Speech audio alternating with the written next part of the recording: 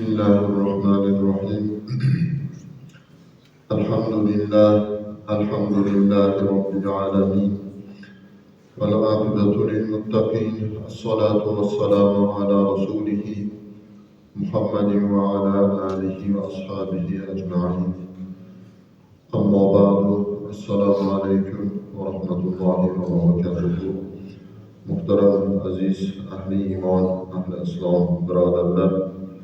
Allah Teala'ya hamdü sanalar, Cenab-ı Peygamberimiz Aleyhisselam'a durudu, salatu, salamlar bo'lgan bo'lsin. Xudo yana shu juma kunini ko'rishlikni Xudo nasib qildi. Xudoyim bugunlik kundagi qilinadigan ibodatlarimizni Xudo o'zi dargohida qabul qilgan bo'lsin. Bugungi jumadagi masala mavzusi odam bolasi o'zini joniga o'zi qasd qilishlik shariatda qanday qaraladi, shu to'g'risida mavzu tanlangan.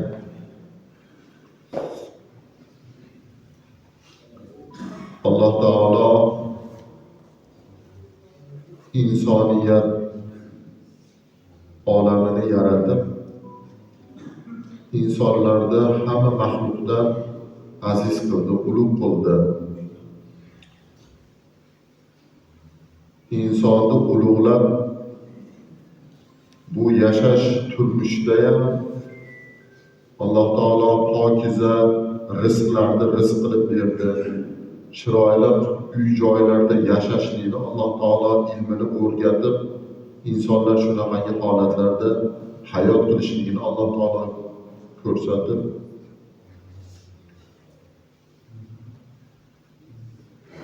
kun soat yetgandan keyin, insonni umri tugagandan keyin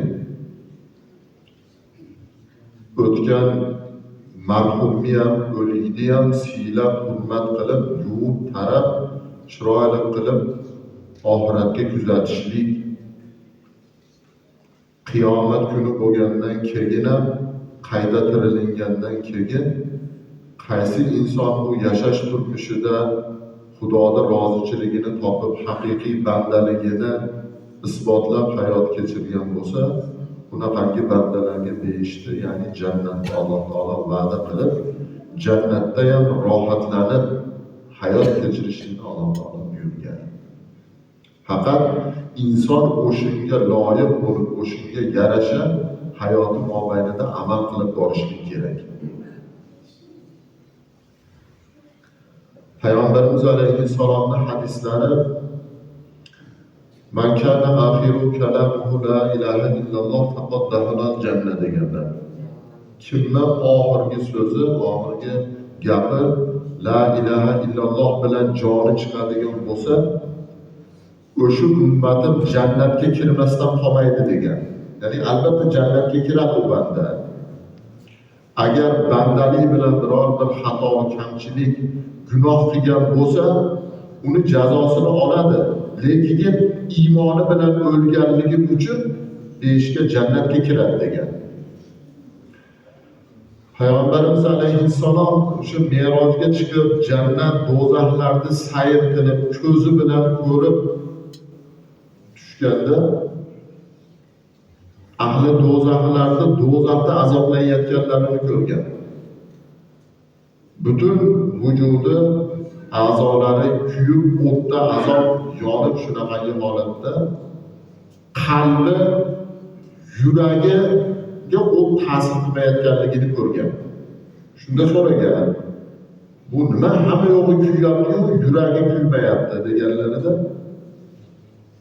o'sha do'zaxdagi zaboniya deb qo'yadi. Shu do'zaxdagi azoblovchi farishtalar, bularda qalbida iymoni bor. Xudo o'zini tanigan o'rnini, ya'ni iymonini Xudo o'tda kuydirmaydi deb turib, Payg'ambarimiz alayhissalomga bular qilgan xatosiga yarasha jazosini oladi, lekin bir kun jannatga behishga kirishligi bor bularda degan. Banda uchun zarur bo'lgan narsa nima ekan? iymonini salomat olib ketib olishlik. Eng zarur iymondan salomat olib ketib olsa, o'sha iymon unga asqatadi. İymonini salomat olib ketishlikda bitta asosiy surati Xudo taqdirida belgilagan holat bilan jonini halollik bilan jonini topshirib olishlik degan ekan. O'zini joniga o'zi qasd qilsa Xudo shuni taqdir. Yo'q, Xudo uni agar bandani shunaqangi joniga qasd qilib o'lishligini Xudo taqdirda belgilab qo'yganda o'sha bandaga Xudo zulm qilgan bo'lar edi deydi. Xudo zulm qilmaydi. U nima bo'ladi desa, banda o'zini shunaqangi beparvoligi, oxiratdan umidsizligi sababidan shunaqangi bir vasvasaga qolib joniga qasd qilishlik bo'ladi. Hech qaysi bandani Xudo taqdirda bu joniga qasd qiladi deb yozdirmaydi deydi.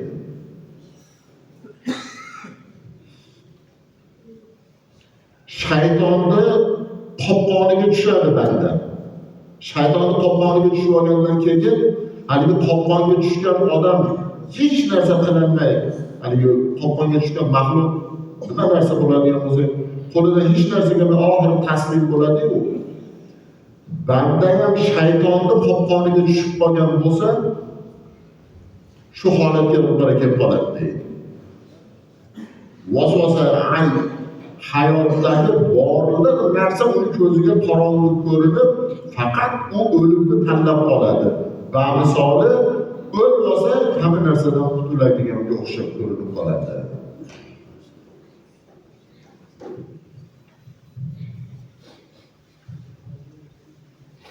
Alloh taolo shaytondan panoh tilashlik uchun shaytonni so'kib bo'lmaydi deydi-ku, shaytonni yomonligidan panoh so'rab turadilar. Ya'ni a'udhu billahi minash shaytonir rojim deb Parvardigor shu shaytonni yomonligidan meni saqlagin deb kechasi-yu kunduz mana shu narsani aytib yurishlik kerak. O'ziga dam solib turishlik kerak. O'sha chorqu deb qo'yamizmi? Qulya surasi, Qul huvallohu ahadni katta qul a'uzu, kichik qul a'uzu deymiz. Qul a'uzu bi robbil falaq, qul a'uzu bi robbin naslarda yotishda oldida ham dam solib yotish kerak. Ertadan sahar turib, kiyim boshini kiyayotganda ham dam solib turib, Parvardigor o'tkazadigan kunimni xayrligiga, shaytonni yomonligidan o'zing saqlagin. Shu narsani odat qilish kerak. Shaytonni qopqoniga nima tushadi, qaysi holatda tushib qoladi desa, kamoli odam nopoklikda qolib ketsa, najosat kiyim boshida, badanida najosat bilan, nopok narsa bilan yuraveradigan bo'lsa, unga shaytonni hiylasi, vasvasasini o'tishligi oson bo'ladi. Odamzod yuragini siqilyapti, hech narsa yuragini siqmayapti. Mana shu holat bo'ladi endi hammada, to'g'ri? Nima qilish kerak desa, yuvinish kerak. Tozalab yuvinib turib, kiyim boshini ham almashtirib olish kerak. Yuvinib, kiyim boshini almashtirib, erkak namoz o'qib istig'for aytib olsa, o'sha narsadan qutuladi degan. Nopok narsaga shaytonni yopishib olishligi oson bo'ladi deydi. Bu hamma uchun zarur bo'lgan narsa. Buni esdan chiqarmaslik kerak. Doim odam yodida saqlab, shunaqangi holatga tushayotganda tezroq o'zini ehtiyotini qilishlikni, harakatini qilishlik.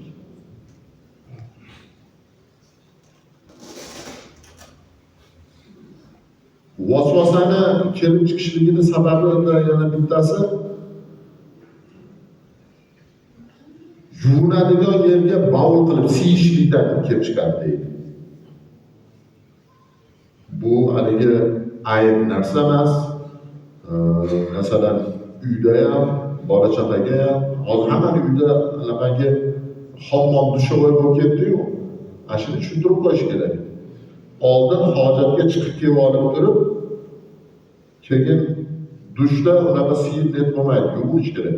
Siysa o'sha yerda shunaqangi vasvasaga qolishlikning bitta sababi shu degan.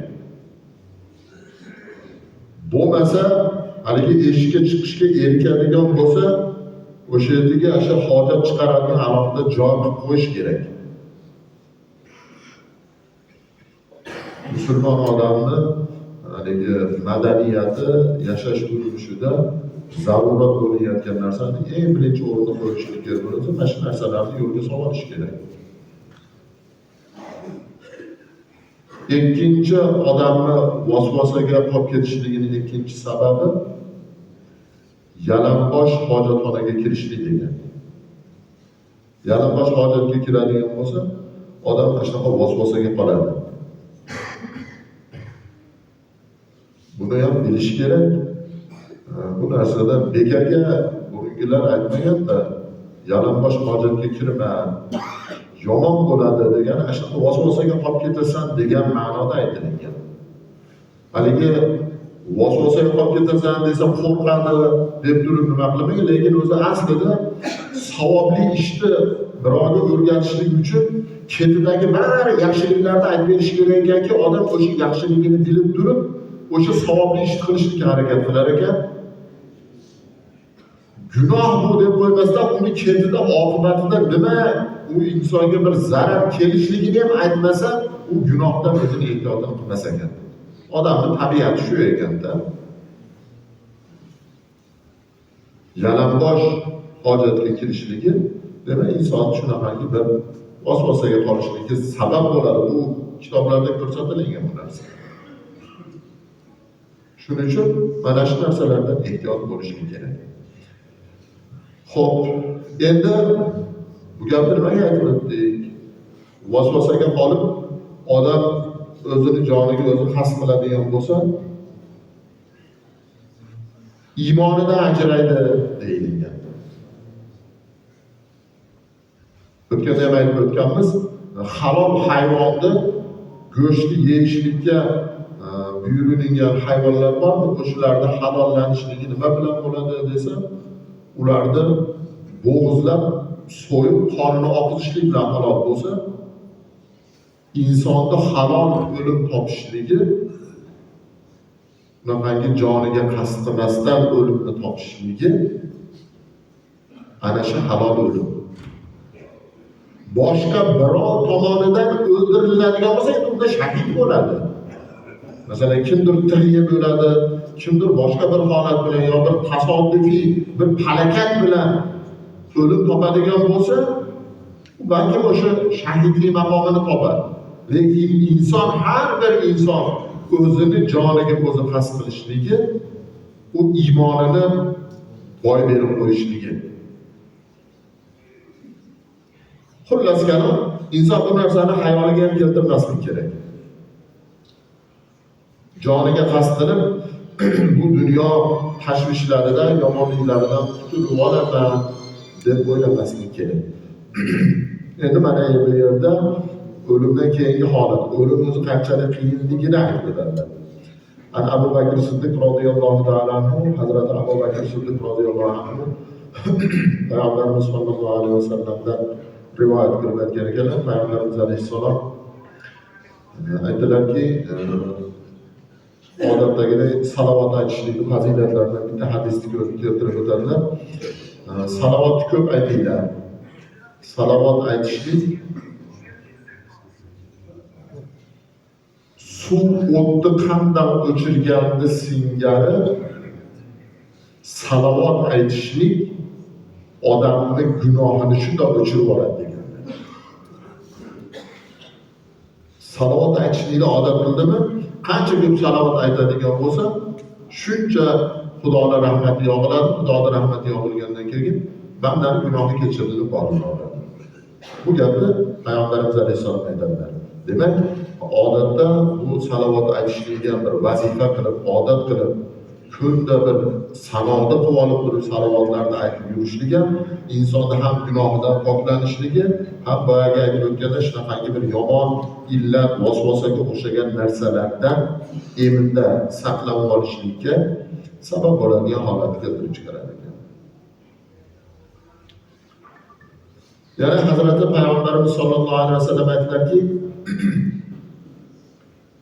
مع ملك الموت 70 ملكا من الملائكة الرحمة و70 من الملائكة العذاب فإذا أقبض روح المؤمن دفع الله إلى ملائكة الرحمة ويبشرون بالجنة والثواب ويصعد إلى السماء إلى أعلى وإذا أقبض روح الكافر دفع الله إلى ملائكة العذاب ثم يرد إلى السجين إلى أسفل السافلين. Peygamberimiz sallallahu aleyhi ve sellem rahmet qilib aytdilarki, jon oluvchi farishta kim? Azroil alayhissalom. Bir vaqtni o'zida, bir sekundni o'zida, masalan, bir sekundni o'zida kerak bo'ladigan bo'lsa, dunyo bo'yicha bir sekundni o'zida 1-200 odam o'lishi mumkin. Bir vaqtni o'zida, to'g'rimi? Farishta bunga qadar o'lmaydi desa, Payg'ambarimiz alayhissalom aytgan ekanlarki, Azroil alayhissalomga Alloh taolo rahmat farishtalarini jon olishlik uchun unga alohida bir shunday bir maloikalarni vakil qilib bergan. Rahmat farishtalarini vakil qilingan, ular nima qiladi desa, ular mu'min iymoni bor odamlarni jonini olishlikka o'sha rahmat farishtalarni Azroil alayhissalomga Alloh taolo vakil qilib tayinlab bergan. Dunyoda milliardlagan odam yashayotgan bo'lsa, uning ichida qanchasi musulmon, qanchasi kofir yashab o'tyapti. O'sha mu'min Xudoga iymon keltirib yashab o'tayotgan odamlarni jonini demak Azroil alayhissalom rahmat farishtalariga buyurar ekan. Xudoni rahmat olib berguvchi farishtalarga buyurar ekanki, nima qiladi? Falonchilarni bugun kun soati tugadi. Mana shu vaqtda bularni jonini olishlikka Alloh taolo bularning rizqini tugatdi, umri nafasi mana shu yergacha deydi. Rahmat farishtalari o'sha Azroil alayhissalom aytgan nimani, mu'minlarning jonini rahmat farishtalari oladi. Rahmat farishtalari olib turib nima qiladi desa,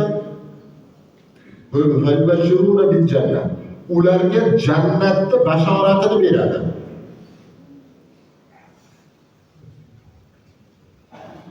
Faraz qilyapsiz, odam o'lyapti, o'layotgan bo'lsa his qiladi, joni chiqib ketayotganligini his qiladi. Rahmat farishtasi uni jonini olayotgan bo'lsa nima qiladi desa, rahmat farishtasi uni jonini olayotib turib, mayanda bola chaqa qolyapti, yaxshi ko'rgan uy-joy, moli dunyo qolyapti. Bularni tashab, bular hech narsa emas. Seni Xudo jannatda joyini belgilab qo'ydi deb o'layotgan odamga rahmat farishtasi shu xabarni beradi deydi. Nima qiladi? Bu hayotda bo'ladigan narsa. Ba'zi bir odam o'lganimizda kirsa kulib yotibdi deydi. U asha farishtani xursandchilik xabarini eshitib turib, roziman deyadaylar qosa qolaversin. Xudo meni jannatga joyimni belgilabdi deb turib, xursandchilik bo'ladi bu odamda, xotirjamlik bo'ladi dedilar.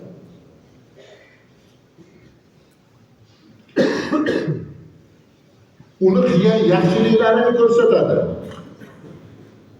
Sen shuncha umr kechirib o'tding. Umring mobaynida mana ishlarni qilding.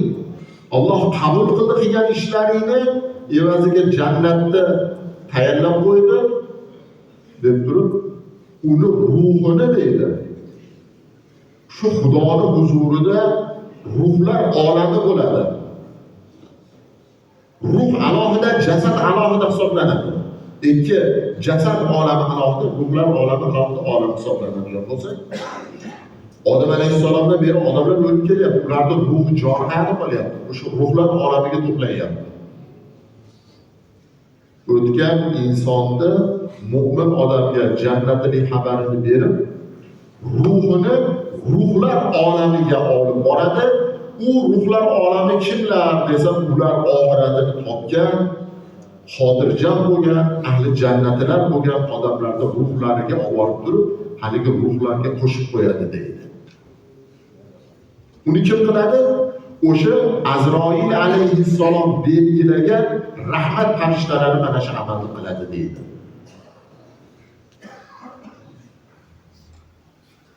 Shuning uchun o'tgan marhumlarni haqida duo qilayotganda nima qilish kerak desa, o'tganlarimizning ruhini ruhlar olamida obro'yini, martabasini baland qilgan Parvardigor deb Xudodan so'rash kerak.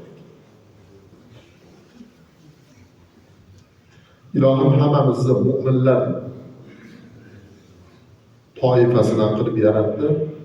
Oxirgi nafasimizda ham mu'minlik, hozirgi o'sha payg'ambarimiz alayhissalom aytganlaridek xursandchilik bilan omonatni topshirishni Xudo hammamizga nasib qilsin. Xo'p, endi yana Alloh taolo Hazrati Azroil alayhissalomga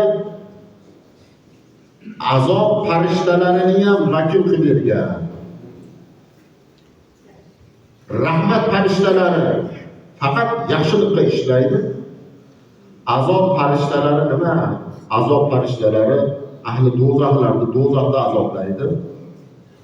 Va yana o'sha azobga tayin qilingan maloikalardan ham Azroil alayhissalomga shunday bir vakil qilib berilgan.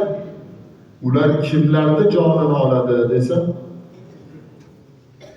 Xudoga iymon keltirmagan kofirlarning jonini azob farishtalari olar ekan. Kofirning jonini olayotib, farishta unga do'zaxda xabarini berar ekan. Sen bu dunyoda yashaydiganingni yashab olding endi. Mashaqqat qilmadi.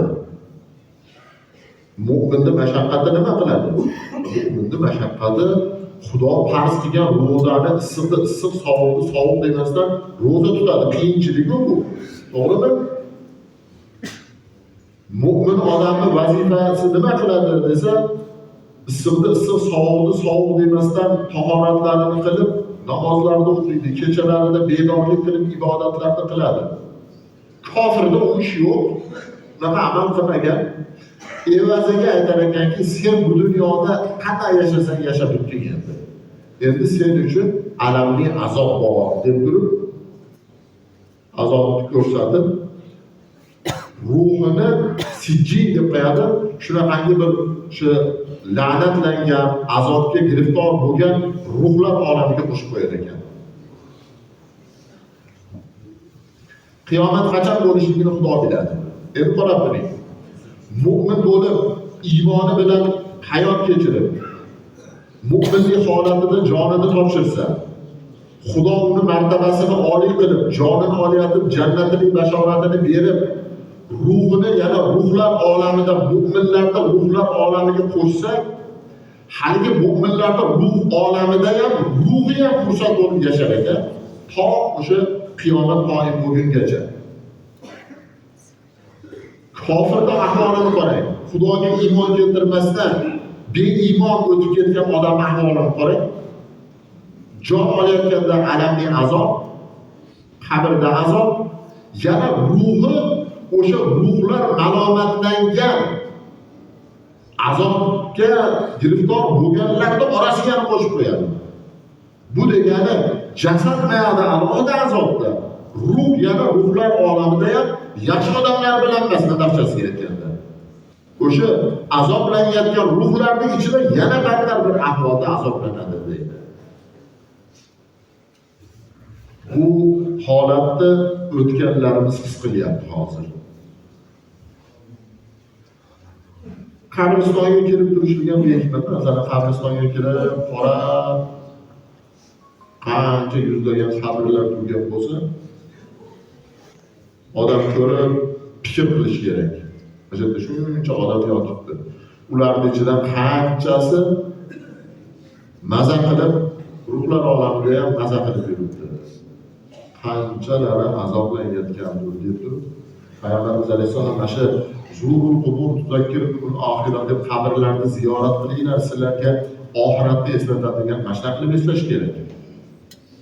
Qabristonga kirib, Qur'onni o'qib, amin, Allohu akbar deb chiqib keta olmasdan, oz-oz ertaklarni yotganlarni qarab turib, bir fikr qilishlikni o'rganishlik kerak.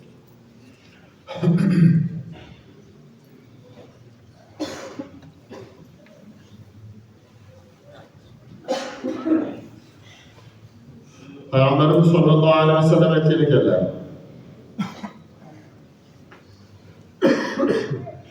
Jon topshirishlikdagi ahvolni bayon qilib aytgan ekanlar. Insonni tanasidan jon chiqayotganda juda qiyinchilik holat, o'ziga yarasha mashaqqat bo'ladi. Agar odam bolasini tanasidagi bitta tukdan chiqib kelayotgan jonni og'irlik, achchiq alamini yer yuziga bildirganda, qo'rquvdan butun yer yuzidagi joni chiqib ketadi degan ekan. İnsonda tanasidagi tuk hech narsani his qilmaydi o'zi. Lekin o'shanda ham jon borki o'syapti. Payg'ambarimiz alayhissalom aytgan ekanlarki, agar odam bolasini tanasidagi bitta tukdan chiqib ketayotgan jonda achchiq alamini bilganda, yer yuziga haligi tukka agar izn berib turib, qaysi ahvoldasan desa o'zini ahvolini aytganda, qo'rquvdan butun yer yuzidagi borliq jonzot joni chiqib ketadi qo'rquvdan. Ana shunaqangi ahvol og'ir bo'ladigan bo'lsa, Xudo undan va'da berdi. Mu'minlarga rahm qilinglar deb rahm farishtasini vakil qildi. Menga iymon keltirganlarda jonini kaytmaylar, endi jonini olayotganda muloyimlik qilinglar. Mu'minlik holatida jonni topshirishlik uchun nima qilishlik kerak desa, asosiy mavzu odam bolasi hech ham o'zini joniga o'zi qasd qilmaslik kerak. Bu bilinmayapti. Lekin haligi yillik отчетlarni berilayotganda, masalan, Banisa tomonidan yo bo'lsa mana bu biz xabar topmaymizda, masalan, yo organ tomonidan bu narsalarni hisob kitobini qilinayotgan bo'lsa, bir yilda faloncha odam o'zini joniga o'zi qasd qildi deb отчет beryapti. Yurtgarchilik bilinmagan bu narsani soni ko'payyaptimi? Bu narsa yaxshilikqa olib bormaydi. Biz musulmonmiz, biz iymonimiz bor. Oxiratdan umidimiz bo'layotgandan keyin bu narsadan nihoyatda inson o'zini ehtiyotini qilishlik uchun gunohdan inson o'zini ehtiyotini qilish kerak. Istig'forni ko'p aytish kerak. Boyaga aytganda poklikni saqlashlik kerak, ko'proq pok yurishlik kerak.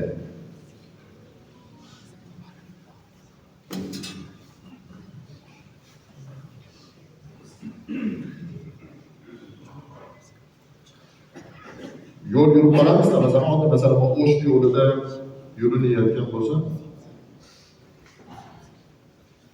ayniqsa, haligi katta mashina minayotgan shoferlar shunda perivaldan chiqarishligi, shunda mashina to'xtatadi. Bu birinchidan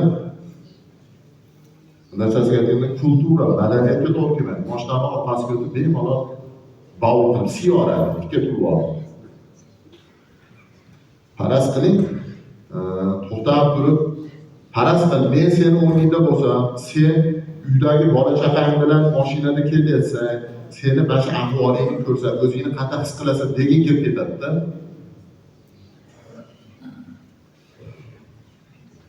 O'zi pirli deb qo'yadi, mashinani pirli mashina deb qo'yadimi? Pirli mashinada yurayotgandan keyin nima qilish kerak desa, piyoda yurgan odamga qaraganda ham ashaqa mashinada yurgan odam ko'proq pokizalikka e'tibor berish kerak.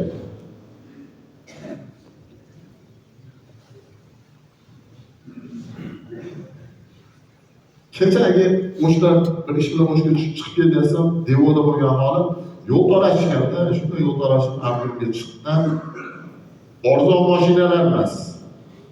Bitta davlat anaqa hokimlarga berilgan yangi mashina, bir-birini nima qilganda 4 ta mashina dabdalasi chiqqan. Uning ichida anaqa 570 Lexus ham bor. Bosaman yo'l meniki deb bosa olganda bir-birini qisgan.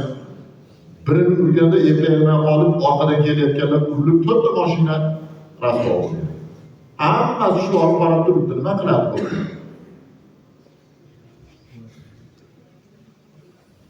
Qaysidir xatolis evaziga mana shu ishlar bo'ladi-da. Tika turib ba'vur qilishlik qabr azobiga sabab bo'ladi deganlar.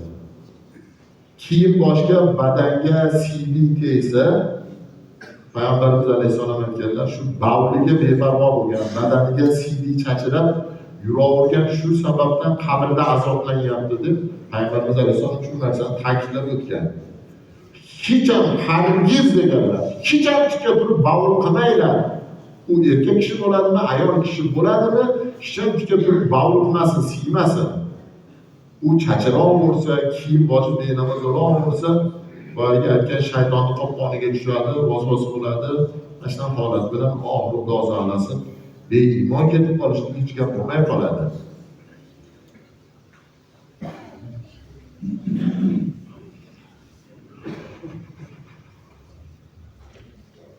Shu jumalarda bu muftiyat tomonidan belgilangan mavzular masalan elga yetkazilsa, el mashini to'g'ri tushunib, qabul qilib, shunga amal qilsa zo'r hayot bo'ladi o'zi aslida. Lekin amal qilmayapmiz-da bunga. Amal qilmasdan bu narsa menga tegishli emas, men bunaqa ishim boshqa, oxirida shunaqa holatlar. Bolalarning tarbiyasida masalan bolalarga ta'lim tarbiya berayotganda birinchi pokizalikka o'rgatib, halol haromni farqiga olib, bu Rossiyadagi ahvollar masalan. Endi biz to'g'risini aytamiz, o'likni egasini ko'ynidan o'tolmasdan shahid bo'ldi, u ona deb qo'yilaveradi. Lekin o'sha musofir yurtda yurgan, pokiza yurib, namozini vaqtida o'qib, halol haromni farqiga borib yursa, shahid bo'ladi.